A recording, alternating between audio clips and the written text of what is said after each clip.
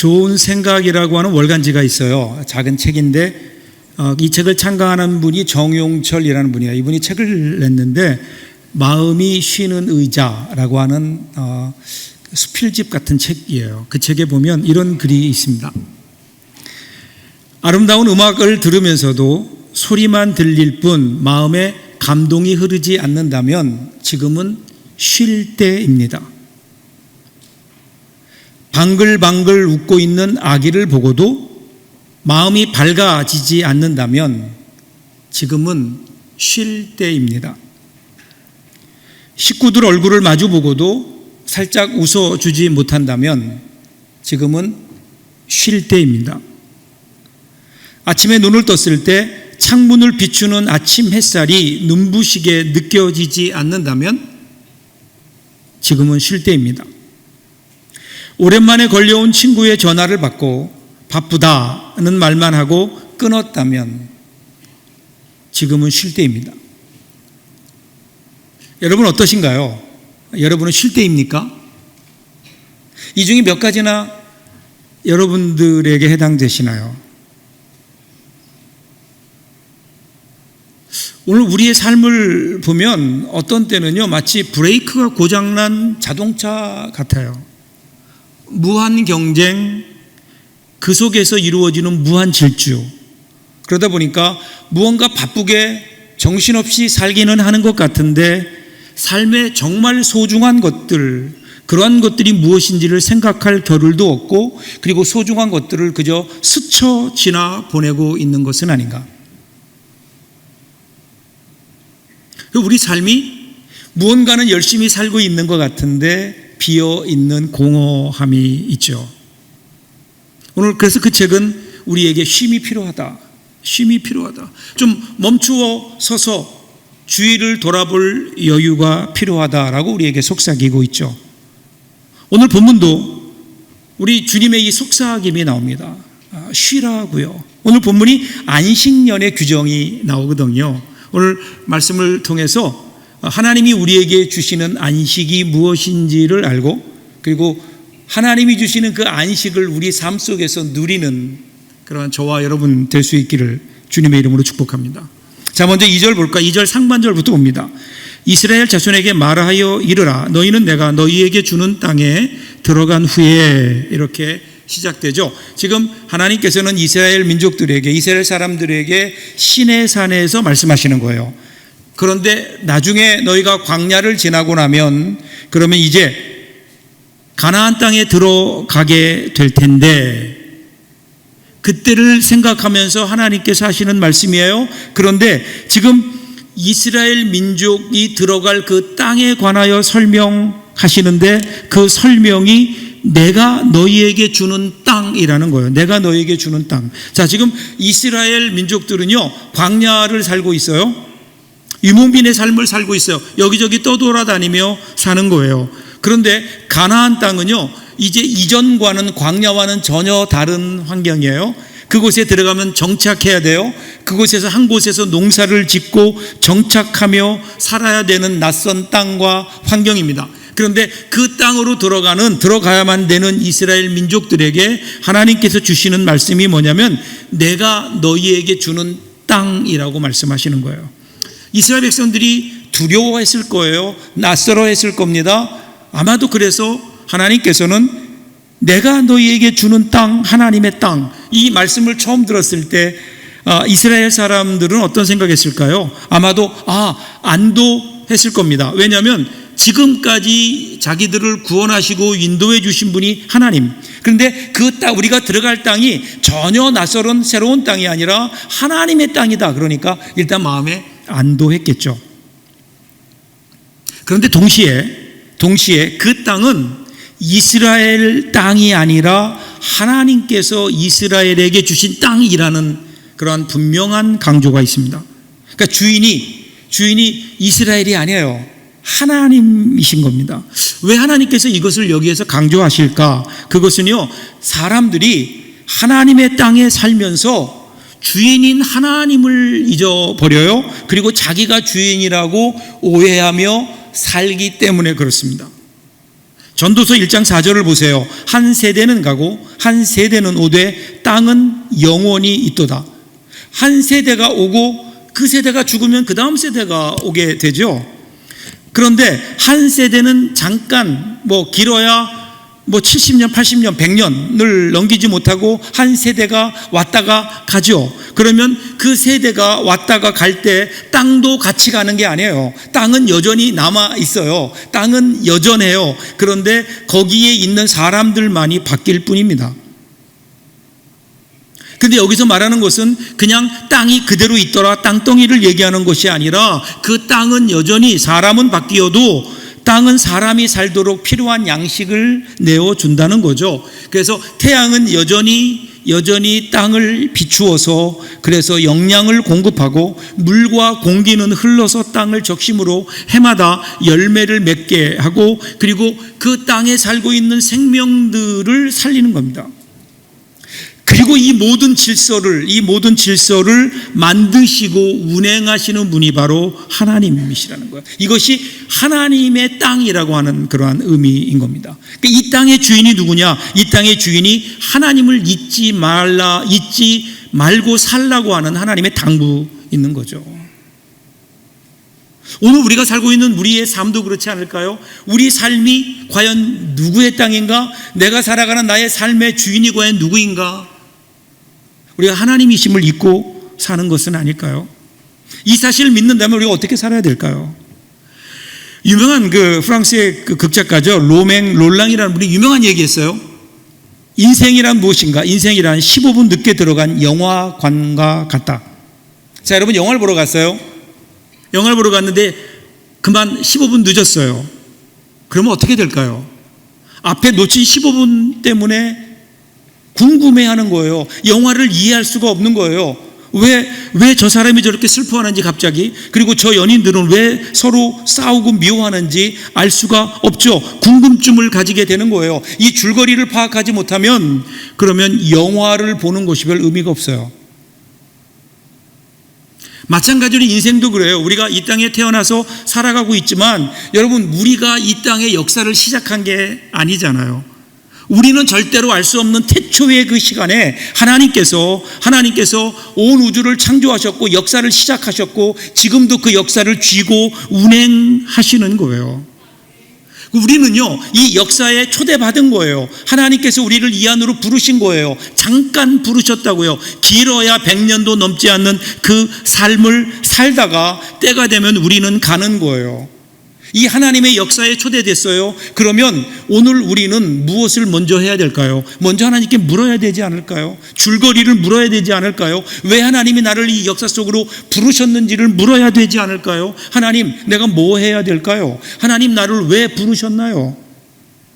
인류 역사에 하나님의 일을 감당했던 그 귀한 신앙의 사람들을 보면 그들의 질문이 여기 있는 거예요. 하나님, 왜 나를 부르셨어요? 왜 내가 뭘 해야 되겠습니까? 이것을 알아야 우리가 우리의 삶을 의미 있게 살 수 있지 않을까요? 이것이 바로 하나님의 땅이라고 하는 의미인 거예요. 여러분, 하나님의 땅에 사세요. 세상의 땅에 살지 마세요. 하나님 앞에 겸손하게 물으며 무엇을 해야 되는지 그렇게 살아가는 저와 여러분들 될 수 있기를 바랍니다. 이에 대한 답이 2절 하반절에 나와요. 그 땅으로 여호와 앞에 안식하게 하라.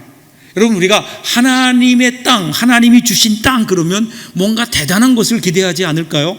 엄청난 것, 그런 것을 기대할 것 같은데, 그리고 하나님이 그런 것들을 우리에게 보여주실 것 같은데, 뜻밖에도 하나님은요, 안식하라 이렇게 얘기해요. 그런데 그것이 사람의 안식이 아니라 땅의 안식이에요. 엿새 동안 일하고 7일째 되는 날 쉬는 것 안식일이잖아요. 그런데 땅은, 하나님이 만드신 자연은 안식년이에요. 6년 동안을 일하고 7년째 되는 해에 쉬는 거예요. 그러니까 사람은 7일마다 쉬고 땅은 7년마다 쉬어야 돼요. 이것이 하나님의 창조 원리예요. 그런데 여러분, 흥미로운 사실은요, 사람들이 7년간 7일마다 하루를 쉬면, 그러면 7년 동안 총 며칠일까요? 364일이에요. 계산 안 하셔도 제가 다 계산해 봤어요. 364일을 쉬게 되는데 1년이에요. 1년에 365일이잖아요. 그러니까 사람이 쉬는 것과 땅이 쉬는 것은 같아요. 그런데 여러분, 이 안식이요, 그냥 안식이라고 오늘 성경은 표현하지 않고 여호와 앞에 안식이래요. 그리고 4절에 나오는 여호와께 안식 같은 말이에요. 직역하면 여호와를 위한 안식이에요. 혹은 여호와께 대한 안식인 거예요. 그러니까 땅의 안식이 하나님의 안식이 되는 거예요. 그러니까 여러분, 우리는 안식을 내가 쉬는 거라고 생각하는데 사실은 그 쉼의 시작은, 진짜 안식의 시작은 하나님이시잖아요. 사실은 근데 하나님은 그 어떤 안식, 어떤 쉼도 필요 없는 분임에도 불구하고 성경을 보면 하나님이 쉬셨다, 하나님께서 안식하셨다, 이런 표현들이 꽤 많이 나오거든요. 천지를 창조하신 하나님이 7일째 되는 날에 쉬셨고 땅이 7년째 되는 날에 하나님이 쉬신다, 이렇게 표현하고 있죠. 그러니까 우리는 하나님 그러면 무언가를 자꾸만 역사하시는 하나님으로만 생각하는데 쉬시는 것도 하나님의 성품이에요. 쉼도 하나님의 모습입니다. 창세기 2장 2절을 보시면 하나님이 그가 하시던 일을 7째 날에 마치시니 그가 하시던 모든 일을 그치고 7째 날에 안식하시니라. 이 안식이 무엇과 연관되어 있는가 하면요, 마치시니. 하나님이 지으신 모든 일을 다 하셨어요. 더 이상 하실 일이 없어요. 그래서 하나님께서 쉬셨다라는 거예요. 하나님이요, 창조하시다가 피곤해서 쉬신 게 아니에요. 그럼 하나님은 왜 쉬셨을까? 우리는 그 이유를 창세기 1장을 들여다보면 우리들이 힌트를 발견할 수 있는데요, 하나님께서 창조를 6일 동안 창조하시면서 하루의 창조가 끝날 때마다 하나님이 공통적으로 하신 말씀이 있어요. 그게 뭐죠? 하나님이 보시기에 좋았더라.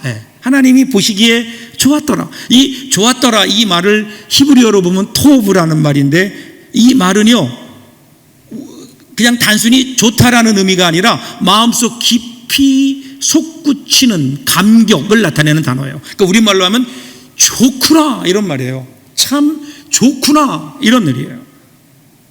그러니까 하나님께 있어서 안식이라는 것은요, 아무것도 안 한다라고 하는 의미를 뛰어넘어서 엿새 동안의 창조를 돌이켜보며 그것을 즐거워하고 누리는 시간이었다는 것을 알 수 있죠. 그러니까 하나님께는 그것이 일종의 자축의 시간이었던 거죠. 그리고 하나님은 우리에게 이 하나님의 안식을 바라보며 너희도 쉬어라, 너희도 좀 자축해라, 누려라, 즐겨라, 이렇게 말씀하시는 거예요.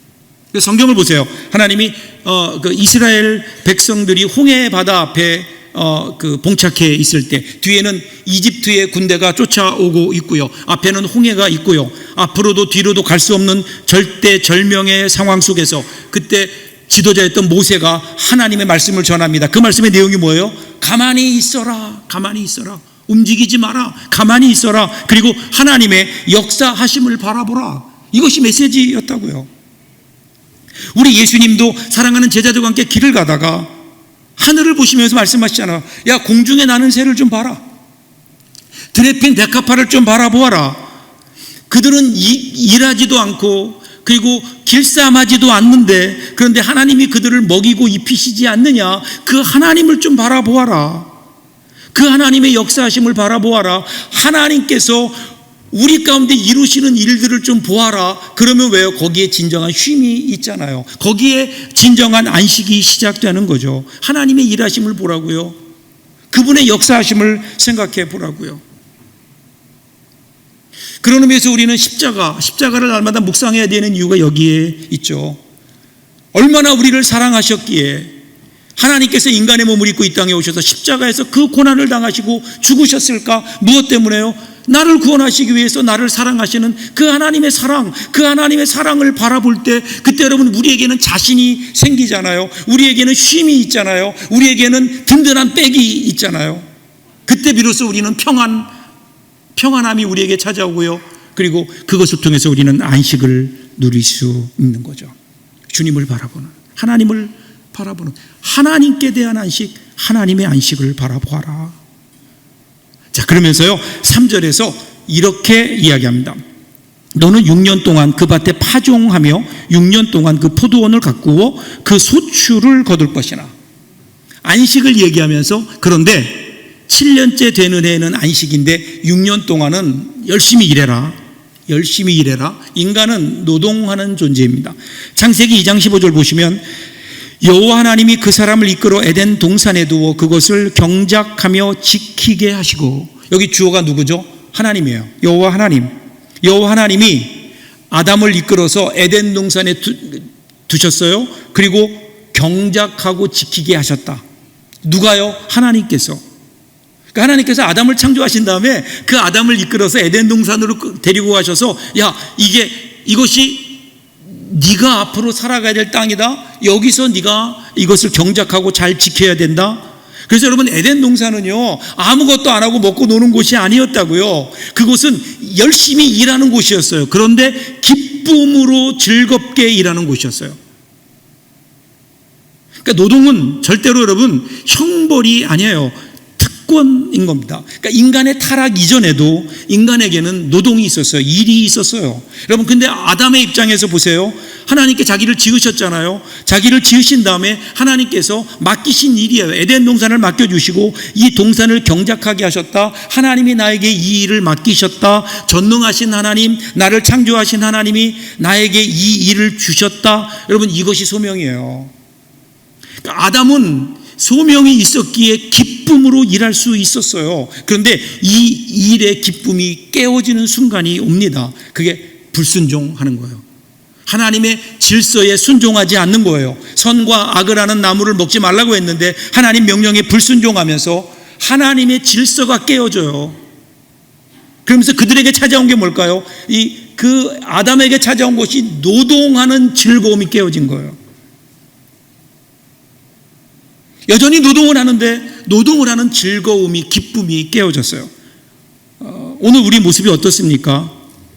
오늘 여러분들 한번, 만일에 누군가가 여러분들에게 요즘 어떻게 사십니까? 요즘 하시는 일은 어떻습니까? 이렇게 물어본다면 여러분 뭐라고 대답할래요? 제가 이렇게 보니까 가장 많은 분들의 얼굴 표정이 뭐냐면요, 그냥 그럭저럭 살아요. 그런 거. 또 어떤 분들은요, 마지못해 삽니다. 그리고 그 가운데 좀 더 심각한 분들도 있어요. 죽지 못해 삽니다. 여러분, 우리 삶이, 우리가 하는 일이 즐거움을 가지고 기쁘게 일해야 되는 에덴 동산의 삶이어야 되는데, 우리가 일하면서 마지못해 일하고 죽지 못해 일하고 그냥 살기 위해서 일하는 것이라면 이것이 여전히 우리가 타락한 질서 가운데 있다는 거 아닐까요? 여러분, 타락의 결과가 뭐냐면 소명의 부재인 거예요. 소명의 부재.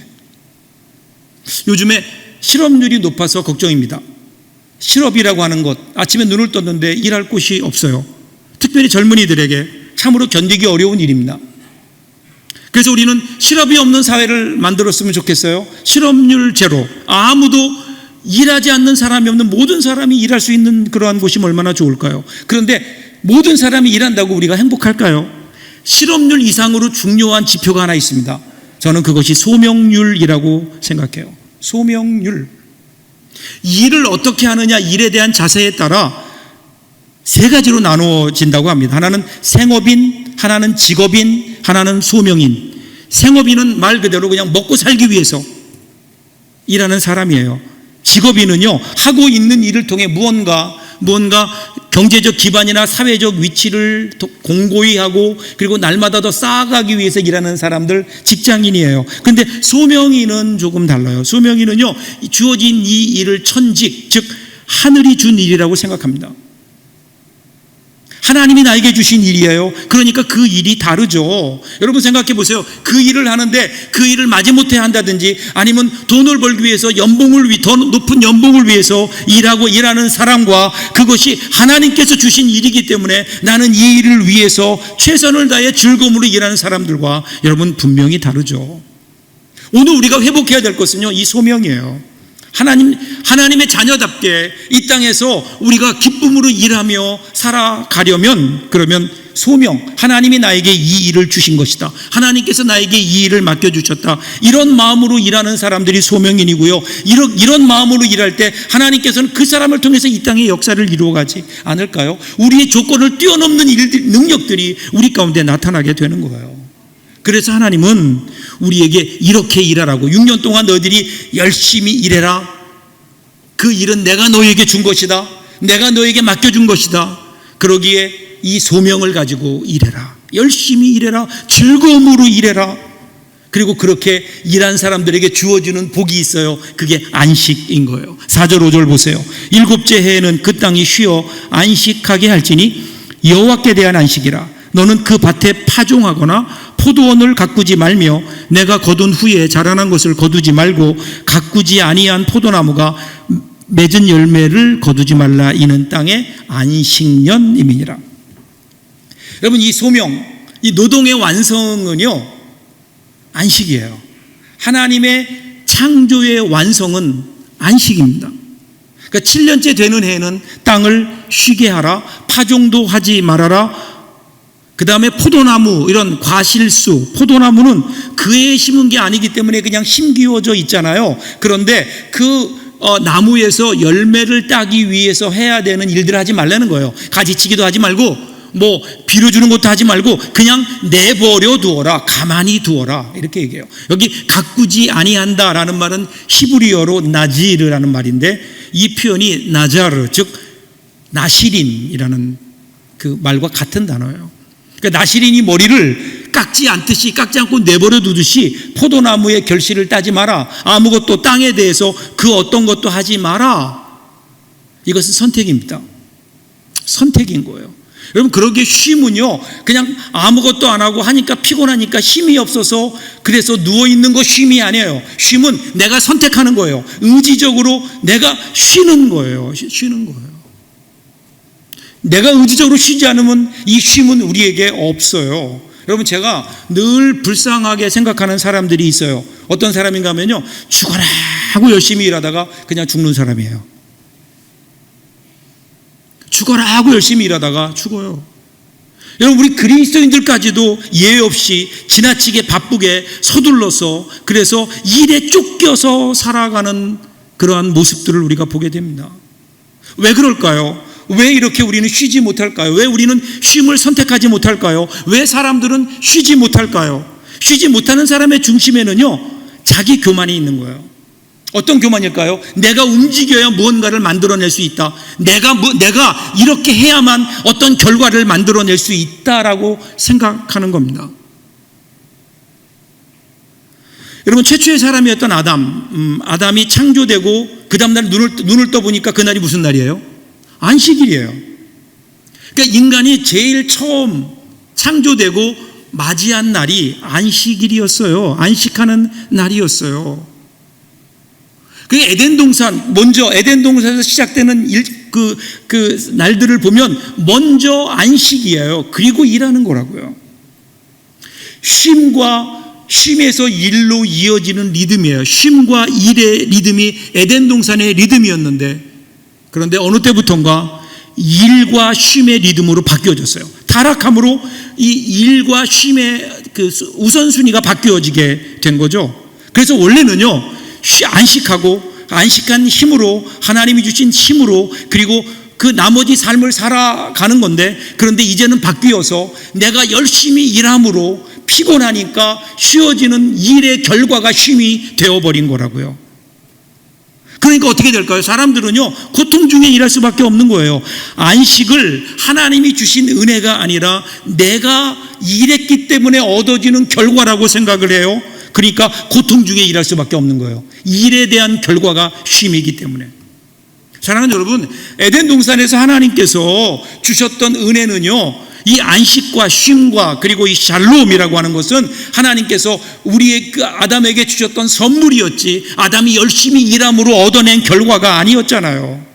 오늘 우리의 삶이 그렇지 않을까요? 오늘 우리가 누리는 모든 것들 보세요. 그러면 정말 중요한 것들 대부분은 하나님이 우리에게 선물로 주신 거죠. 우리가 이루어낸 게 아니라고요. 우리가 받을 자격이 있어서 우리가 받는 것은 여러분 은혜가 아니잖아요. 하나님께서 우리를 은혜로 구원해 주셨어요. 그리고 하나님께서는 우리에게 은혜로 은사와 재능을 주셨어요. 하나님께서는 우리에게 은혜를 베푸셔서 가족과 교회라고 하는 공동체를 허락해 주셨어요. 이 모든 것들이 은혜라고요. 내가 만든 게 아니에요. 내가 이루어낸 결과가 아니에요. 우리가 이렇게 하나님의 선물을 받고 살고 있으면서도 매 순간 그것이 선물임을 우리들이 잊고 살고 있는 것은 아닌가. 그래서 그 선물, 하나님이 주신 선물에 대한 감사도 없고, 나도 하나님이 주신 은혜요 선물로 받았으니 다른 사람에게도 그 은혜를 선물로 나누어주며 사는 삶을 살지 못하고 그냥 온전히 내가 가지고 있는 그것을 내 것이라고 주장하며 나만 누리며 살고 있는 것은 아닌가. 그러니까 우리 삶 속에 안식이 없어요. 쉼이 없어요. 6절 7절 보세요.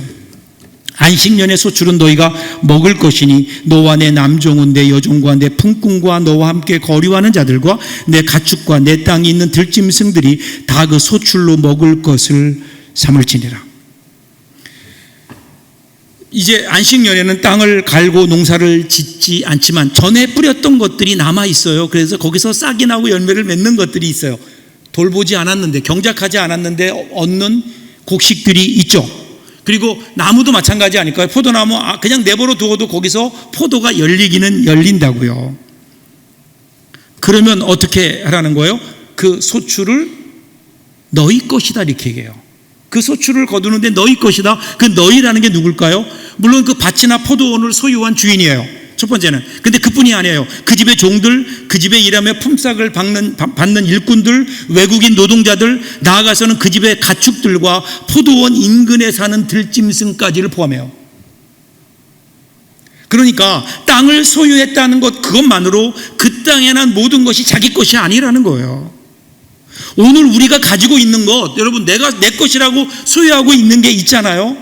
내 이름으로 되어 있다고요. 그렇지만 내 이름으로 되어 있다고 해서 다 내 것이라고 생각하지 마세요. 거기에는요, 내 것도 있지만은요, 다른 사람의 것도 동시에 같이 거기 있다는 거예요. 그러기에 우리는 내 것을 주장하며 나만을 위해 사용하는 삶이 아니라 다른 사람들, 당연히 그 안에 있는 다른 사람들을 위한 것들을 다른 사람들에게 나누어 주는 삶을 살 때 그때 비로소 거기에 행복이 있고 거기에 쉼이 있다는 거예요. 여러분, 이 세상에서 가장 행복한 모습, 그런 많은 사람들이 그렇게 얘기해요. 엄마의 품에 안겨 엄마의 젖을 먹고 있는 어린아이의 모습. 여러분, 얼마나 평안해요. 얼마나 행복해요. 그런데 여러분, 그보다 더 행복한 모습이 있는 거 아세요? 바로 그 아이에게 젖을 물리고 있는 엄마의 모습이에요. 행복해하는 그 아기를 바라보면서 자신의 모든 것을 다 주면서도 행복해하는, 받는 사람보다 주는 사람이 더 행복한 거죠. 사랑하는 여러분, 그럼에도 불구하고 우리는요, 자꾸만 무언가를 우리 속에 쌓아놓으려고 해요. 그래야 우리가 풍요로워지는 줄 알아요. 그래야 우리의 삶 속에 안식이 있는 줄 알아요. 요즘에 신조어 가운데요, 어플루엔자라는 말이 있어요. 어플루엔자. 이 말은 영어에 풍요라는 말 있어요. 어플루언스라고 하는, 풍요라는 말과 감기, 인플루엔자라는 말이 합쳐져서 어플루엔자라는 말이 나왔어요. 이게 우리말로 번역하니까 이게 재밌어요. 부자병이에요. 부자병. 너무 많은 것을 가지고 있어서 생기는 병이라고요. 너무 많이 먹어서 생기는 병이 얼마나 많아요. 너무 많은 것을 가지고 있다 보니까 그것 때문에 오히려 걱정하고 근심하고 스트레스가 되는, 그래서 우리의 그 마음이 병드는 게 얼마나 많아요. 이 어플루엔자, 너무 많은 것을 내가 내 안에 쌓아놓고 있다 보니까 다른 사람에게 나누어 줄 것까지도 그것을 내 것이라고 내 안에 쌓아놓고 있다 보니까 내 영혼이 병들고 내 육체가 병든단 말이에요. 그런데 여러분, 보잘것없는 작은 것이다 하더라도 그것이 없어서 어려움을 겪는 사람들과 더불어 나누면 나눌수록 점점 넉넉해지는 신비스러운 경험이 분명히 있잖아요. 내 것을 나눌 때, 작은 것이지만 내 것을 나눌 때 내 것이 없어지는 것이 아니라 오히려 그것 때문에도 행복해하고 그것 때문에 우리 삶에 안식이 있고 쉼이 있는, 오늘 여러분 우리의 삶은 어떤가요? 하루도 쉬지 않고 진실한 사랑으로 자기의 모든 것을 들여서 병자들을 돌보는, 특별히 행여병자들을 돌보는 어떤 한 분이 많은 사람들에게 존경을 받았어요. 그래서 많은 사람들이 그 사람을 초청해서 강연을 들었는데, 강연에 초대되면 언제나 마지막에 하는 메시지가 이거였어요. 손발을 멈추어 세우고 쉼을 얻으세요. 쉼을 얻으세요. 그런데 그렇게 강연하고 나니까 한 청중이, 한 사람이 이렇게 물었대요. 선생님은 늘 쉬지 않고 일하시면서 왜 우리 보고는 쉬라고 하십니까? 선생님은 그 행여병자들을 위해서 밤낮으로 수고하는데 왜 우리에게는 쉬라고 하십니까? 그랬더니 그 사람이 웃으면서 이렇게 얘기했어요. 아무것도 하지 않으면서도 쉬지 못하는 경우의 사람이 있는가 하면, 쉬지 않고 땀 흘려 일하면서도 그 일이 짐이 되지 않는 경우도 있습니다. 앞의 경우는 쉬어도 쉬지 못하는 경우고, 뒤의 경우는 쉬지 않고 땀 흘려도 쉬는 사람입니다. 사랑의 수고는, 사랑의 나눔은 가장 큰 쉼입니다. 사랑하는 여러분, 오늘 이 안식년의 은혜가 여러분께 있기를 바라요. 하나님께 안식, 하나님의 안식. 여러분, 안식은 단순히 아무것도 안 하고 편히 노는 게 아니에요. 하나님을 바라보며 염려하지 않는 거예요. 근심하지 않는 거예요. 지금도 여전히 우리를 위해 일하시는 하나님을 바라보며 우리 마음속에 든든해지는 거예요. 하나님의 은혜로 가득 차는 거예요. 그리고 그 은혜를, 하나님이 주신 은혜를 나만 가지고 있을 것이 아니라 사람들에게 나누어 주는 거예요. 여러분, 여기에 진정한 안식이 있는데, 이번 한 주간 동안 여러분 이 안식의 은혜를, 하나님의 안식의 은혜를 누리고 나누며 실천하며 살아가는 저와 여러분 될 수 있다면 얼마나 좋을까요? 그러면 여러 가지 더위와 계속 100여 년 만에 찾아온 수해와 코로나로 인해서 쉬지 못하는 이 땅이 여러분 우리로 인해서 쉬지 않을까요? 그때 하나님께서 기뻐하시지 않을까요? 이 일을 이루어내는 저와 여러분들 될 수 있기를 주님의 이름으로 축복합니다. 기도하겠습니다.